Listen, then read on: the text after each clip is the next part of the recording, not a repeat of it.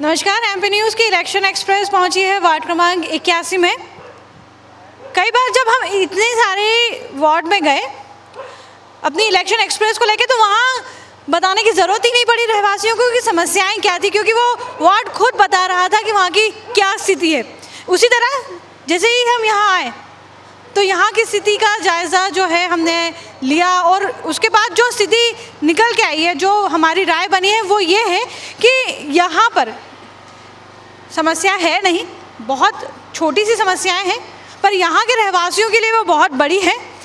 पर ये बड़ी अच्छी बात है कि इसे हम कहें एक आम बोलचाल की भाषा में, ये सेमी आदर्श वार्ड है, क्योंकि यहाँ कोई समस्या ही नहीं है। यदि एक दो समस्याओं को छोड़ दिया जाए तो ये बहुत अच्छा वार्ड है। यहाँ के रहवासी जो है खुश है, और क्या चाहिए सरकार को कि रहवासी खुश रहे, जनप्रतिनिधि जो है उनका सहयोग कर रहे हैं, उनकी समस्याओं पे ध्यान दे रहे हैं। किसी को कोई समस्या नहीं है तो 100% वो आदर्श वार्ड कहलाता है। बावजूद इसके क्या छोटी समस्या, क्योंकि हमारा काम है समस्याएं निकलवाना, तो समस्याएं जानते हैं। बहुत बहुत स्वागत है दीपक जी आपका। नमस्ते मैडम। देखिए, वार्ड 81 में समस्याएं हैं, लेकिन वो लंबी समस्याएं थीं जिनके लिए हम लोग बहुत समय से लड़ रहे हैं। जैसे पानी की समस्या, ये एक बहुत बड़ी समस्या थी और विगत 10-15 साल से हम लोग इसकी लड़ाई भी लड़ रहे हैं। और कॉलोनी वालों ने हमेशा एक ही शिकायत करी कि पानी नहीं आता, पानी नहीं आता। और नर्मदा के तृतीय चरण आने के बाद हम लोगों ने एक बार लाइन भी बदली थी, उसमें भी थोड़ी कमियां रहीं, और आज आप देख रहे हैं फिर ये लाइन बदलने का काम चल रहा है। तो एक पानी की समस्या है, दूसरा ये बिजली का जो तार है ये केबल में बदलना है, और हाई मार्क्स जो ऊंचे लगना थे, तो कुछ समय पहले ठेकेदार वगैरह आए थे तो वो पोल लगा के चले गए, लेकिन अब ये भी समस्या हल हो जाएगी, क्योंकि यहाँ जो भी जनप्रतिनिधि रहे हैं उनने बहुत अच्छा काम करा है। और जब से मध्य प्रदेश में भारतीय जनता पार्टी की सरकार बनी है और नगर निगम में भारतीय जनता पार्टी के महापौर हैं, तो देखने में ये आया कि पूरे इंदौर शहर की स्थिति सुधरी है, और इंदौर 3-4 बार नंबर बन रहा है, और ये 5वीं बार मुक्का मारने के लिए फिर से तैयार है। और यहाँ जो रहवासी हैं बहुत ही जागरूक रहवासी हैं। जैसे कि आपने देखा गार्डन इतना सुंदर है, गार्डन का निर्माण नगर निगम ने करा, लेकिन इसकी देख रेख में ये पूरी टीम हमेशा लगी रहती है। कोई पानी दे रहा है, कोई कचरा इकट्ठा कर रहा है, और जो भी नगर निगम से हम लोग सुविधाएं ले सकते हैं हम उसका भी पूरा उपयोग करते हैं। तो आदर्श वार्ड की श्रेणी में तो इस वार्ड को होना ही चाहिए। और साथ में ये इस क्षेत्र की जो भी जनरेशन है, विधानसभा राव हो 4 नंबर हो, तो यहाँ के लोगों में एक जनजागृति है कि हमें कुछ करना है, हमें कुछ करना है, शहर के लिए करना है, विधानसभा के लिए करना है, हमें इंदौर शहर के लिए करना है, देश के लिए करना है। पढ़े लिखे लोग हैं, तो सुधार की प्रक्रिया हमेशा बनी रहती है। तो उसमें जो भी चीज़ें नहीं हुई हम सब मिलके उसके लिए प्रयासरत हैं। जैसे पानी की लाइन डलना चालू हो गई, लेकिन इसको अंतिम रूप जब तक पानी पूरे तेज़ी से नल पाइपों में नहीं आने लगेगा, नल अच्छे तेज़ी से नहीं चलने लगेंगे, जब तक हम लोग इसके लिए प्रयास करते हैं। प्रयास करते रहना ही बहुत ज़रूरी है, और विकास की पहली शर्त ही प्रयास रहती है। यहाँ पर एक बुज़ुर्ग है मेरे साथ, मैं उनसे जानना चाहूँगी कि बात हो रही है पानी की। कई सालों से ये जो वार्ड है ये पानी की समस्या से जूझ रहा है, तो ये समस्या हल क्यों नहीं हो पाई? तो क्यों नहीं हो पाई, ये तो मतलब जो यहाँ के जो कर्ता धर्ता हैं, ये जो नगर निगम है, इस क्षेत्र को ही छोड़ के बाकी जगह पानी आ रहा है, खाली हमारे यहाँ इतने में ही नहीं आता, वार्ड 81 में। दीपक जी, ये क्यों ऐसा हुआ कि आसपास के सब वार्ड में पानी आ रहा है, यही नहीं आ पा रहा है, ये अनदेखी क्यों हो पा रही? देखिए, जब ये पानी की लाइनें डली, ये 30 साल होने को आए, तो उस सबसे पहले वो सीमेंट वाले पाइप आते थे। अब वो सीमेंट वाले पाइप कहाँ फूट गए, पता ही नहीं चला कहाँ से पानी निकल रहा है, तो पानी की समस्या हुई। फिर उस कई जगह चौक हैं, कई लोगों ने प्लेटें लगा दी थी उस टाइम पे कि कहीं ज़्यादा है पानी कहीं कम।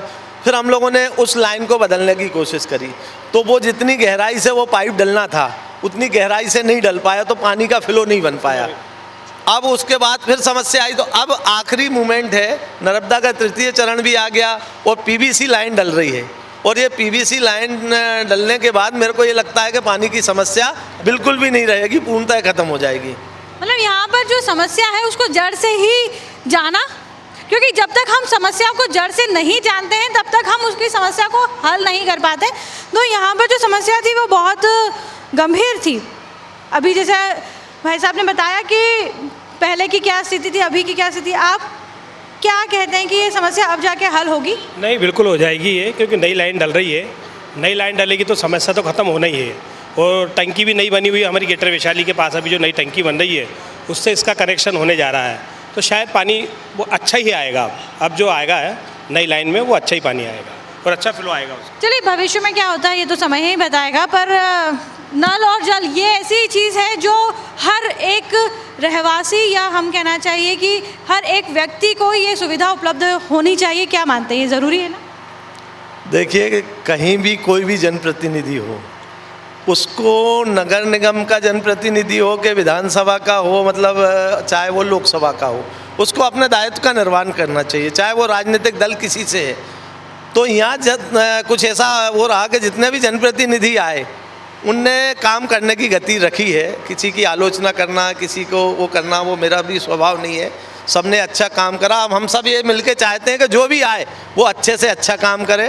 और भारतीय जनता पार्टी की सरकार है, भारतीय जनता पार्टी का नेतृत्व है, शहर में है, प्रदेश में है, देश में है, तो मैं ये विश्वास भी दिलाता हूँ कि बहुत अच्छा काम होगा। कोई भी जनप्रतिनिधि रहे, हम लोग उससे लड़ने के लिए तैयार हैं, चाहे हमारी पार्टी का हो, चाहे दूसरी पार्टी का, हम लोग काम कराते रहेंगे। अच्छा जनप्रतिनिधि आए, ऐसी हमारी उम्मीद है। बहुत अच्छी बात है कि कोई व्यक्ति अकेला कुछ नहीं कर सकता, और समाज का भला तो तभी होता है जब समाज जन चाहेंगे। तो यहाँ पर अंकल से जानना चाहूँगी कि पीछे मैंने गार्डन देखा, बड़ा सुंदर गार्डन है। तो गार्डन बनाना एक अलग बात है, पर उसको बनाए रखना एक अलग बात है, और वही बड़ी मुश्किल है। तो यहाँ पर निगम की तरफ से ये बना हुआ जो सुविधाएं हैं, अभी भी माली की, पानी की, ये वहाँ से आ रही है, या आप लोग भी अपनी तरफ से कुछ करते हैं? माली की व्यवस्था तो नगर पालिका से नहीं है, हम लोग ही सब जितने कॉलोनी के लोग हैं हम इसकी व्यवस्था करते हैं और उसको हमारे गार्डन को बहुत बढ़िया बनाते हैं। और जो समस्या होती है हम उन नगर पालिका के अधिकारियों को और इनको कहते हैं, तो वो आके हमारी समस्याओं का निराकरण भी करते हैं। एक दूसरी बड़ी समस्या ये है कि इसके जो बगीचे के आसपास के झाड़ उन बहुत बड़े बड़े हो रहे हैं, तो इनकी शिकायत करते हैं तो एमपी वाले से कहते हैं तो कि हमारा नहीं है, काट दो। तो इसमें क्या है, ये समस्या भी एक बड़े बड़े झाड़ जो हो गए कनेक्शन बिजली के और बिजली के तारों से टकरा रहे हैं, तो इनका भी निराकरण होना चाहिए। और इसके लिए हमने प्रयास किया है, हो सकता है कि वो भी दूर हो जाएगी। दीपक जी, ये जो समस्या है ये तो बाकी के जो क्षेत्र के दूसरे गार्डन होंगे वहाँ पर भी होगी कि पेड़ बढ़ गए हैं, कटाई नहीं हो रही है, उनको प्रॉपर स्वरूप नहीं मिल पा रहा है, तो क्या हो रहा है ये? देखिए, इतने सुंदर पेड़ कहीं भी नहीं है इस क्षेत्र में। मैं ये कहना चाहता हूँ कि ये गार्डन इंदौर शहर का सबसे अच्छा गार्डन है। और आपने देखा कितना सुंदर मंदिर भी है। हमारे दूसरी कॉलोनियों में भी नगर निगम ने गार्डन बनाए थे, लेकिन कुछ समय बाद वो सूख गए, क्योंकि वहाँ की जनता जो थी, आसपास के रहवासी जो थे, उनने उतनी उसकी केयर नहीं कर पाई। हम लोगों ने पेड़ जब से, मतलब मेरे को लगता है 20 साल पहले ये पेड़ हम लोगों ने लगाए थे, तो धीरे हमने इनको पानी भी दिया, हमने ट्री गार्ड भी लगाए। अब ये पेड़ इतने बड़े हो गए हैं कि अब थोड़ा सा काटने की भी इनको आवश्यकता है। तो नगर निगम को हम लोगों ने कई बार कंप्लेंट करी। एक और बड़ी विकट समस्या है, कुत्तों की बहुत भयंकर समस्या है। क्या है कि गंदगी कुत्ते बहुत ज़्यादा करते हैं, वो बहुत अधिक संख्या में है, उसकी भी कंप्लेंट रहवासियों ने हमेशा करी। तो ये कुछ समस्याएं हैं, इनका निराकरण अपन आगे करते रहेंगे। हाँ, यदि सारी समस्याएं खत्म हो जाएगी तो फिर जनप्रतिनिधि किस मुद्दों पे चुनाव लड़ेंगे? ये समस्याएं तो बनी रहनी चाहिए, क्योंकि बात सभी लोगों की हो रही है। तो यहाँ पर आंटी है, मैं उनसे जानना चाहूँगी कि आंटी, किस इसके अलावा और ऐसी कोई समस्या आपको लगती है कि इस वार्ड में है? नहीं, इस वार्ड में सभी समस्याएं तो सब मिलजुल के कर लेते हैं और गार्डन की देखरेख भी बहुत अच्छे से करते हैं। सब में यूनिटी भी बनी हुई है, बस ये नर्मदा का पानी व्यवस्थित नहीं हो पा रहा है सप्लाई, इस वजह से। आंटी, आपसे जानना चाहेंगे, क्योंकि गार्डन की बात आ रही है बार बार और आपका घर भी आसपास ही है, तो कई बार हम देखते हैं कि आते जाते कोई फूल तोड़ लेता है ना, इस तरह पेड़ पौधों को नुकसान पहुंचाता है। तो कई बार आप देखते भी हैं, पर ये होता है कि कैसे बोले, तो इस तरह की स्थिति आपके लिए भी निर्मित होती होगी? जी हाँ, हमारे लिए भी निर्भर होती है। तो फिर उसमें क्या करते हैं आप? अब हम बोल तो नहीं पाते ना किसी को, बहुत दूर दूर से लोग आके तोड़ के ले जाते हैं फूल। यहाँ पर जो एक बात आई थी कि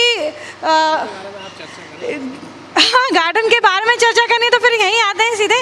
अंकल ये बताएं, जैसे अभी बात हुई कि यहाँ पर फूल तोड़ देते हैं कोई चलते फिरते और नुकसान छोटे मोटे होते रहते हैं, फूल किसी को भी नहीं तोड़ने देते। कैसे रोकते हैं उन्हें? हम भी जो भी है झगड़ लेते, तोड़ने नहीं देते बिल्कुल भी। मतलब 24 घंटे जो है कोई ना कोई नहीं, मतलब बाहर से आते हैं, गार्डन में नहीं तोड़ने देते हम। अच्छी बात है यार कि हम प्रकृति को नुकसान क्यों पहुंचाएं, किसी का रोजगार क्यों छीने।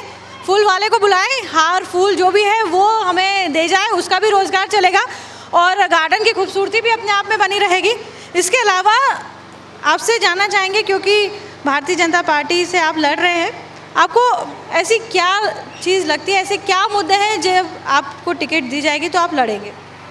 देखिए, टिकट तो पार्टी को देना है और बहुत सारे भाई लोग जो हम लोगों के जनप्रतिनिधि हैं, मैं चूँकि भारतीय जनता पार्टी के संगठन में विश्वास रखता हूँ, तो जो भी लड़ेगा, कोई भी जनप्रतिनिधि आए, हम लोग सब उसके साथ हैं। अच्छा काम करने वाला है, स्वभाव सरल हो, सहज हो, ऐसा व्यक्तित्व हो और जो जनता की जो मूलभूत सुविधाएं हैं उन पे काम करे, जो जनता की वर्तमान समस्याएं हैं उनका निराकरण करें। और बड़ी बड़ी योजनाएं तो देखो बहुत सारी आती है मैडम, लेकिन जो वर्तमान में जो जनता जिसको फेस करती है उनके साथ खड़ा रहे, ऐसा जनप्रतिनिधि होना चाहिए। जैसे जनता की समस्याएं क्या है, चैम्बर चौक हो गए, वो फटाक से करवा दे, पानी की समस्या है, गार्डन अच्छा रहे, बिजली हमेशा टाइम से आ जाए। उनने कहा जैसे स्ट्रीट लाइट बंद हो गई, उनने पार्षद जी को फ़ोन लगाया, उनने कहा भैया लाइट बंद हो गई, वो एमपी भी फ़ोन लगा दे कि भाई स्ट्रीट लाइट क्यों बंद हो गई। गार्डन में लाइटिंग लगी है, जैसे हमारे यहाँ मैं ये बताना चाहता हूँ, ये गुप्ता जी हैं, अगर कहीं कोई फूल तोड़ ले तो समझ लो उसकी सामत आना है, फिर उससे झगड़ेंगे कि भाई बाहर से। अच्छा, मंदिर में भी हम लोग बाहर से फूल बुलाते हैं और भगवान को चढ़ाते हैं, तो हम लोग बिल्कुल एक परिवार का जो अपने घर का गार्डन रहता है उससे वैसे गार्डन की सुरक्षा करते हैं। और उसमें जब जनप्रतिनिधि अपना सहयोग देते हैं तो बड़ा अच्छा लगता है। तो ऐसा जनप्रतिनिधि हमें महापौर के रूप में भी मिला इंदौर शहर में, और प्रदेश में शिवराज सिंह जी के रूप में भी मिला, और यहाँ जो पार्षद रहे 2-3 बार लगातार जो पार्षद रहे वो भी बड़े अच्छे जनप्रतिनिधि थे और उनने अच्छा विकास करा क्षेत्र का। और जो ये भी चाहते हैं कि जो भी आए वो हम ही लोगों में से ऐसा आए कि जो अच्छा डेवलपमेंट करे, गार्डन को और सुंदर बढ़ाए, और 5वीं बार फिर इंदौर शहर 5वीं बार फिर देश में अपना नाम रोशन करे, प्रदेश में नाम रोशन करे, ऐसी अपेक्षा रखें। यहाँ पर एक अंकल हैं, उनसे जानना चाहेंगे, स्वच्छता जो है वो बहुत मुद्दा है और उस पे जो सभी लोग, पहले तो इंदौर की स्थिति बहुत बदतर हुआ करती थी कुछ सालों पहले, 10-15 सालों पहले, और आज की स्थिति एक बिल्कुल उससे उलट ही एक चित्र हमारे सामने आया है। तो अभी आपके वार्ड की क्या स्थिति है स्वच्छता को लेकर? स्वच्छता यहाँ बहुत मेंटेन करते हैं लोग, कोई भी कचरा बाहर नहीं फेंकता, कचरे की गाड़ी बिल्कुल टाइम से आती है, सूखा गीला कचरा अलग अलग देते हैं, और कचरा कहीं बाहर का दिखता है तो लोग एक दूसरे को मना करते हैं कि आप यहाँ कचरे गंदगी मत करिए करके। इसके लिए तो हमारे जो सहवासी हैं वो बहुत जागरूक हैं स्वच्छता के बारे में। बहुत अच्छी बात है कि जब व्यक्ति स्वयं जागरूक होता है तभी उस क्षेत्र का, उस परिवार का और आसपास के सभी जगह का विकास हो पाता है। और यहाँ पर जो दीपक जी ने बात कही वो बड़ी अच्छी थी कि सभी लोग एक दूसरे का सहयोग करते हैं। और एक बात और निकल के आई कि ये किसी पर निर्भर नहीं है कि यार हमारे यहाँ पर ये समस्या है तो हम निगम पे, किसी अधिकारी पे, किसी नेता पे निर्भर है कि उसके आने। इस बारे में क्या बोलें? देखिए, हम लोग जैसे बच्चों को डांट भी देते हैं तो उनके मम्मी पापा कभी आके हम लोगों से लड़ते नहीं हैं। वो कहते हैं कि आपने क्यों फूल तोड़े, आपने क्यों गंदगी करी। तो ये एक पारिवारिक माहौल होता है। तो जहाँ पारिवारिक माहौल जिस वार्ड में रहे, जिस विधानसभा में रहे, जहाँ तो वहाँ समस्याएं कम इसलिए रहती हैं कि वो अपने प्रतिनिधि से भी लड़ते हैं। हम लोग जैसे ये हैं, ये सुबह 8 बजे पार्षद जी को फ़ोन लगा देते हैं, मान लो यहाँ कचरा ढेर है और ये घूमने के लिए निकले तो फटाक से पार्षद जी को फ़ोन लगा देंगे, भैया यहाँ का ये कचरा पड़ा हुआ है। ये तो हम लोगों की जनजागृति है, तो जनप्रतिनिधि कोई भी रहे उसको काम तो करना पड़ेगा। अभी जैसे इन्होंने कहा कि सुबह आप घूमने निकलते हैं और आप जो है पार्षद को फ़ोन लगा देते हैं कि कचरा, यार पार्षद का काम सिर्फ यही है समस्याएं और ख़ास तौर पे स्वच्छता, ड्रेनेज, पानी। कभी कभार तो सुनिए, हम आम नागरिक लोग हैं, हमारी समस्या सिर्फ कचरा, पानी, ड्रेनेज, इसी की समस्या रहती है और इसी के लिए हम पार्षद को फ़ोन लगाएंगे। बाकी किसी चीज़ के लिए हम फ़ोन लगाते भी नहीं हैं, क्योंकि हमारा वार्ड बहुत अच्छा है, वो साफ़ सुथरा है, लेकिन जहाँ समस्या आएगी तो इसी चीज़ के लिए लगाना पड़ेगा। और ड्रेनेज भी हमारी समस्या, तो इसी के लिए लगाते हैं। अब इसी के लिए यदि पार्षद नहीं सुनेगा तो फिर बारिश के दिनों में क्या स्थिति रहती है यहाँ की? बारिश के में कोई कीचड़ पानी कुछ नहीं, सब सफाई रहती है। क्या बात है, मतलब मैं कोशिश कर रही हूँ, बहुत ढूंढ रही हूँ, पर कोई ऐसी बड़ी समस्या दिख ही नहीं रही जिसकी वजह से मैं इनको घेर सकूँ। चलिए, अच्छी बात है कि ये जो समस्याएं हैं ये कभी दिखाई ना दें और ये जो वार्ड है ये इसी तरह सुंदर है और आदर्श वार्ड का जो खिताब है वो इसे मिले। इसके अलावा दीपक जी, आपसे पूछना भी चाहूँगी कि आपकी जो है संगठन में ऊपर तक पहचान है, ज्योतिरादित्य सिंधिया जी जो हैं वो आए हैं और मैंने कई सारे नाम सुने हैं कि इनसे आपकी घनिष्ठता, इसका कभी कुछ फ़ायदा या नुकसान होता है? देखो मैडम, राजनीति में जो आता है, मैं पहले कांग्रेस में था तो कांग्रेस के लिए दिल से काम करता था। जब हमारा वैचारिक मतभेद हुआ और सिंधिया जी के साथ हम लोग बीजेपी में आए तो मेरा दायित्व बनता है कि मैं बीजेपी में आके संगठन के लिए उस तरीके से काम करूं जैसे मैं कांग्रेस में भी करता था और अपने परिवार के लिए भी करता, क्योंकि संगठन कोई भी हो बहुत महत्वपूर्ण होता है। और जब संगठन के प्रति आपकी निष्ठा होगी तो उस पार्टी के प्रति निश्चित तौर पे आपकी निष्ठा होगी। तो भारतीय जनता पार्टी में आने के बाद मेरे को ऐसा लग रहा कि मैं सही जगह आज आया हूँ। आपने कहा कि जब सिंधिया जी आए तब मैं भी आया, मतलब आप किसी व्यक्ति विशेष की वजह से आए? बिल्कुल। देखिए, हम सिंधिया जी हैं, हमारे मंत्री तुलसी सिलावट जी हैं, गोविंद राजपूत जी हैं मेरे परिवार के। तो जब क्या है, जब किसी जगह से परिवर्तन होता है तो उसके साथ जो आपके शुभचिंतक लोग होते हैं तो निष्ठा के, जैसे मान लो जब मैं कांग्रेस में था तो ये सब लोग कांग्रेस के लिए काम कर रहे थे। जब ये ही चले गए तो निश्चित तौर पे मुझे पार्टी भी बदलना पड़ेगी और फिर हम उस पार्टी में आए कि जो सत्ता में नहीं थी। कई बार होता है कि लोग हमसे कहते हैं कि मतलब आप, तो हम सत्ता में कांग्रेस में थे और बीजेपी में आके हम लोग सत्ता लेके आए, तो इसलिए हम लोग अवसरवादी तो नहीं हो सकते हैं। और कुछ लोग ऐसा कहते हैं कि भाई गद्दार हैं, तो वो गद्दार तो वो थे कि जो अपने परिवार के लोगों को नहीं संभाल सके। जो गद्दार लोग थे वो अपने परिवार के लोगों को नहीं संभाल सके, इसलिए हम परिवर्तन करके पार्टी में आए।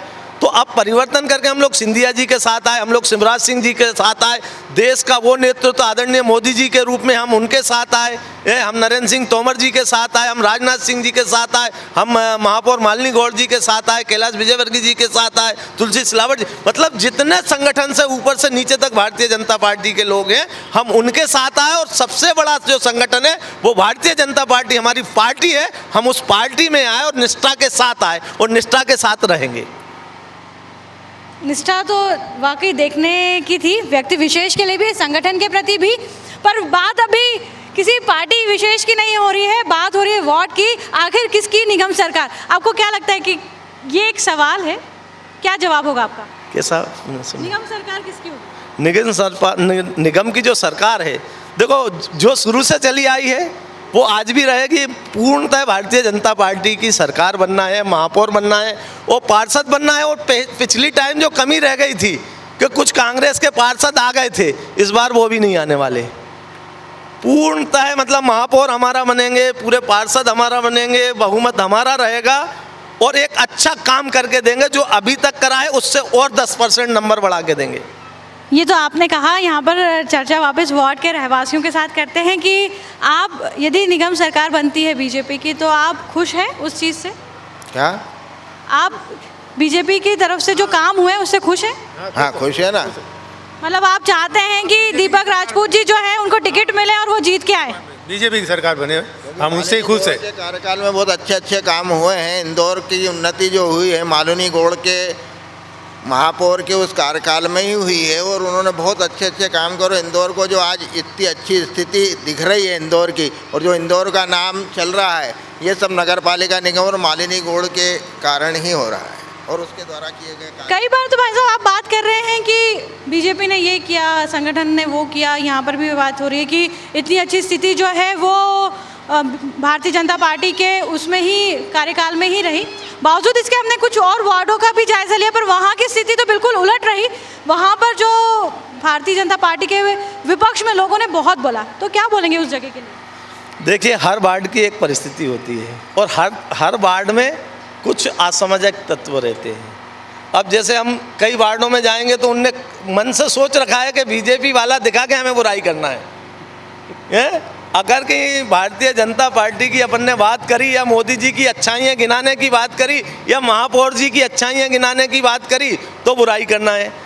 हमारे इंदौर शहर के लिए एक ऐसा कलेक्टर मिला मनीष सिंह जी के रूप में, कमिश्नर मिला मनीष सिंह जी के रूप में, उनने एक नई शुरुआत करी। पूरे प्रशासन को साथ में लेके, महापौर जी के साथ में लेके, भारतीय जनता पार्टी को साथ में लेके, और इंदौर अगर कहीं नंबर 1 आ गया तो उनका पेट दुखता है। फिर दूसरी बार फिर नंबर 1 आ गया, फिर उनका पेट दुखा। 1 बार, 2 बार, 3 बार, 4 बार आ गया और हम 5वीं बार के लिए लड़ रहे हैं तो कुछ कांग्रेसी भाइयों का पेट दुखने लगता है। अरे भाई, तुम कंधे से कंधा मिला के हम लोगों के साथ चलो ना, ताकि 5वीं बार भी नंबर 1 हो, महापौर अच्छा आए, पार्षद अच्छे आए, देश का विकास हो, शहर का विकास हो, प्रदेश का विकास हो। और ये जो दुष्चारी लोग हैं जो कहीं किसान आंदोलन में घुस जाते हैं, कहीं वहाँ वो भारतीय जनता पार्टी को बदनाम करने की कोशिश करते हैं, मोदी जी को बदनाम करने की कोशिश करते हैं, शिवराज सिंह जी को बदनाम करने की कोशिश करते हैं, ज्योतिरादित्य सिंधिया जी को बदनाम करने की कोशिश करते हैं, गद्दार कहने की हिम्मत करते हैं। अरे यार, जरा लाइन पे आ जाओ, नहीं तो ये जनता तुम्हें जो सबक सिखाएगी ना तो आने वाले चुनाव में तुम भी घर बैठ जाओगे।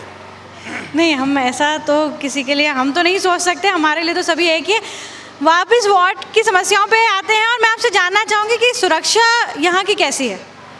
मैडम, सबसे बड़ी बात तो ये है कि मैं सब पानी के लिए ही बोलूँगा कि मैं 5 बार पार्षद चुन चुका हूँ, 6ठी बार चुनूंगा, पर पानी की समस्या कोई पार्षद मेरी हल नहीं कर पाया। बड़ी विकट समस्या है पानी की, मतलब 5 बार चुनने के बाद भी अभी भी संतुष्ट नहीं हो पाए। पर टेक्निकली अभी जो समस्या का निदान दीपक जी ने बताया, तो आपको लगता है कि अब की बार होगा? नहीं, यदि ऐसा होता है तो बहुत अच्छा होगा, पर मुझे तो इसकी आशा नहीं है, क्योंकि 2 पानी की लाइन ऑलरेडी इसमें दफन हो चुकी है, तीसरी डली ही है। दीपक जी, इस समस्या को आप कैसे दफन करेंगे? अब देखिए, नर्मदा के 3य चरण आने के बाद पहले जो बड़ी लाइनें डलने की व्यवस्था थी उन पे काम चला। फिर छोटी छोटी कॉलोनी जहाँ ज़्यादा समस्याएं थी, मतलब आज हमारे यहाँ तो बोरिंग की व्यवस्था भी है, हमारे यहाँ थोड़े धनवान लोग हैं, लेकिन कई बस्तियाँ ऐसी थी कि वहाँ वो बोरिंग भी नहीं करा सकते और नगर निगम का पानी भी नहीं पहुँच सकता, और गलियाँ ऐसी है कि वहाँ टैंकर भी नहीं पहुँच सकता। तो हम लोगों ने फर्स्ट प्रायोरिटी पे उस जगह को लिया। अब थोड़ी जैसे हमारा गोपुर है, सूर्यदेव नगर है, अन्नपूर्णा नगर है, ये सब कॉलोनियों में पानी की समस्या शुरू से रही है। तो अब इसका नंबर लगा है, हालांकि कम बजट में पहले भी हम लोगों ने प्रयास करे थे, लेकिन ये कि बड़ा काम था। अभी L&T कंपनी के माध्यम से ये काम हो रहा है और ये पूरे शहर में चल रहा है। तो ये लाइन डलने के बाद मैं गारंटी से कह सकता हूँ कि यहाँ पानी की कोई समस्या नहीं रहेगी। और हम अपने भाइयों से भी कहते हैं कि आप लोग थोड़े धैर्य बांध के रखिए, जो समस्याएं अभी थी उनका भी निराकरण करेंगे और जो समस्याएं पैदा होंगी उनका भी निराकरण करने के लिए आपके साथ खड़े रहेंगे। यहाँ पर अंकल से जानना चाहेंगे, सवाल मैंने उनसे पूछा था पर वो जवाब जो है उनका कुछ और था, क्योंकि उनकी समस्या काफ़ी लंबी और गहरी थी। तो आपसे जानना चाहेंगे, सुरक्षा को लेकर ये वार्ड की क्या स्थिति है? काय के लिए? सुरक्षा काय की सुरक्षा?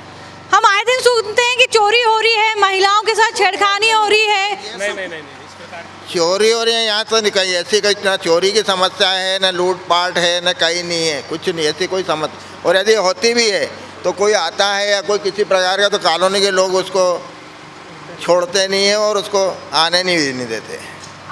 इस प्रकार की यदि कोई घटना होती भी है तो हम लोग सब एक साथ खड़े हो जाते हैं उस घटना का समाधान करने से। अभी हमारे वहाँ एक केस हो गया था, तो उसके लिए पूरी कॉलोनी तैयार हो गई थी, तब कॉलोनी थाने पे गई और वो चोर को उन्होंने पकड़ा भी। उस महिला के गले में सब चेन खींची थी। हमारे कॉलोनी का ही छोटा सा बच्चा था, उसने उसको पत्थर मारा, उसको रोका, उसके बाद वो चोर को इमीडिएट पकड़ा भी उस समय हम लोगों ने।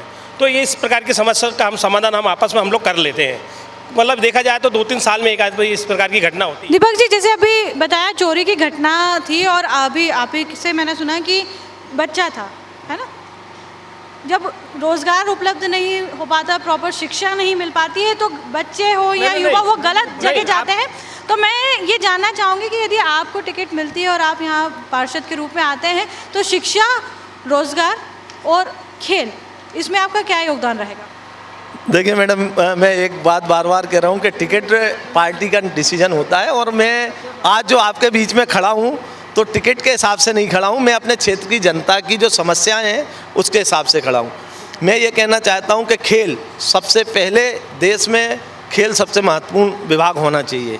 और आज जैसे शहर है, इंदौर शहर है, जैसे अभी मान लो ये ब्रिज बन रहे हैं, अब ब्रिज के नीचे सरकार ने नियम बना दिया कि बैडमिंटन कोर्ट बनाएंगे, और उसके अलावा भी जैसे जो जहाँ जितनी जगह खाली है उसका कुछ ना कुछ सरकार प्रयास कर रही है, नगर निगम भी कर रही है। तो अपने वार्ड में एक तो सबसे पहले मैं अगर कहीं जो भी हमारा जनप्रतिनिधि यहाँ से आएगा उससे एक मांग रखूँगा कि ओपन जिम हमारे गार्डन में बनाई जाए, और जितने भी इस क्षेत्र में गार्डन है सब जगह जो बाहर प्रक्रिया चल रही है ओपन जिम हर गार्डन में रहे, ताकि सुबह लोग आएँ और जिमिंग करें। दूसरा, नगर निगम को जितने गार्डन डेवलप कर रहे हैं उनकी सुरक्षा और व्यवस्था के साथ साथ जो अच्छे गार्डन हैं जहां लोग योगा वगैरह के लिए प्रेरित होते हैं, तो ऐसा कुछ ट्यूटर की भी व्यवस्था करना चाहिए। जैसे आज हम जैसे गार्डन है, गार्डन का माली रखते हैं और भी सफाई कर्मचारी रखते हैं, तो जब हम गार्डन बना रहे हैं तो कई जगह योगा वाले ट्यूटर भी लगे। इससे योगा वाले ट्यूटर रखेंगे तो उससे उनको रोज़गार मिलेगा और बहुत सारी जन जागृति आएगी, बीमारियों में कमी आएगी। एक और बात बताना चाहता हूँ, जब हमारा रीजनल पार्क बना था उस टाइम पे मैं कांग्रेस पार्टी में था और मधु वर्मा जी बहुत सक्रिय होकर उनने रीजनल पार्क में अपना योगदान दिया। जीतू जराती जी भी उस टाइम पे एमएलए थे। तो मैंने उस टाइम पे एक मांग करी थी मधु वर्मा जी से, मैंने कहा इंदौर नगर निगम सीमा के अंदर जो भी डेवलपमेंट होता है, मान लो रीजनल पार्क बना, तो इस क्षेत्रीय लोगों को यहाँ रोज़गार मिलना चाहिए, क्षेत्रीय लोगों को इसका कॉन्टैक्ट मिलना चाहिए, क्षेत्रीय लोगों की आसपास कोई जो जगह खाली है वहाँ गवर्नमेंट मतलब नगर निगम को दुकानें बना के देना चाहिए, ताकि जिस क्षेत्र में जो आप विकास कर रहे हो उसका फ़ायदा उस शहर को मिले, उस मोहल्ले को मिले। होता क्या है कि कोई बड़ा कॉन्ट्रैक्ट आया, पता चला साउथ वाला ले गया, पता चला महाराष्ट्र वाला ले गया, तो ना तो कॉन्ट्रैक्टर का फ़ायदा इस प्रदेश को हुआ, इस शहर को हुआ। उसके बाद मान लो कर्मचारी आए, किसी को टेंडर मिल गया, जैसे सिक्योरिटी का टेंडर मिल गया, इसका मिल गया, तो उसमें क्या होता है कि आदमी बाहर का सिक्योरिटी वाला ले लेता है, वहाँ के कोई यूपी से ले आता है, कोई महाराष्ट्र से ले आता है। तो अपने क्षेत्र के ही सिक्योरिटी गार्ड हों, अपने क्षेत्र के ही लोगों को दुकानें दी जाएं, ताकि जो रोज़गार के लिए जो अपने शहर में जो बेरोज़गार लोग घूम रहे हैं रोज़गार की तलाश में, तो वो हो। दूसरा, जैसे कुछ व्यवस्थाएं अपन ने विदेशों से बहुत शिक्षा ली और नए नए सुधार करे, तो कुछ जैसे मान लो जगह जगह कलालियाँ खुलती हैं, ये मुद्दा देश लेवल पे है, प्रदेश लेवल पे है, लेकिन हम तो छोटे आदमी हैं, तो अब हमने पहले इधर कलाली थी उसका भी विरोध करा था। तो कलालियों का क्यों ना एक हब बनाया जाए कि अगर कहीं कोई व्यक्ति पीने वाला है, जैसे गुजरात में दारू बंद है, इधर भी ऐसा कि कोई पीने वाला है तो एक हब बना दिया जाए, जाए वो वहाँ पी ले और अपने घर जाके सो जाए। या एक अब जगह जगह जो कलालियों की व्यवस्था है, ये थोड़ी व्यवस्था जनता को दुख देने वाली है। इन सब चीज़ों में भी मध्य प्रदेश सरकार से हमारी अपेक्षा है कि ये मुद्दों को लेकर भी सरकार आगे काम करे।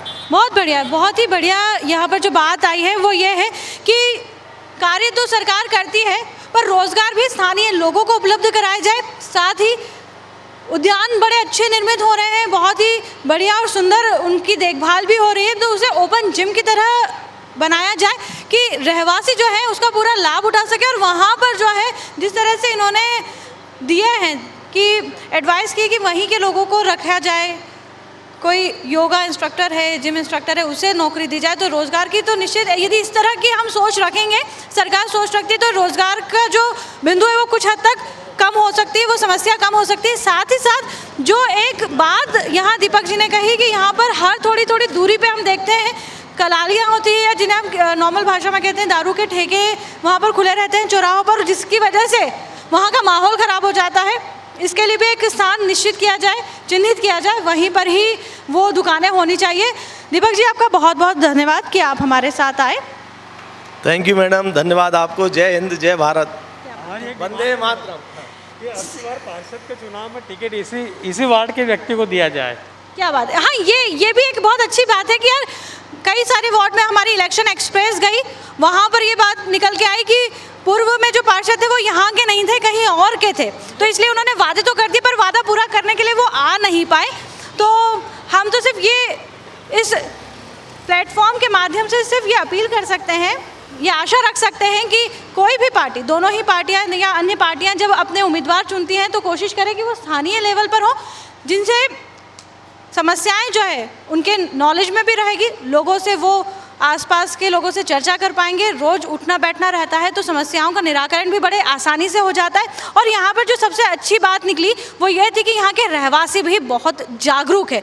तो मेरी सभी लोगों से ये अपील है कि जागरूक बने, खुद का विकास खुद करें। मोदी जी ने भी नारा दिया है कि आत्मनिर्भर बने।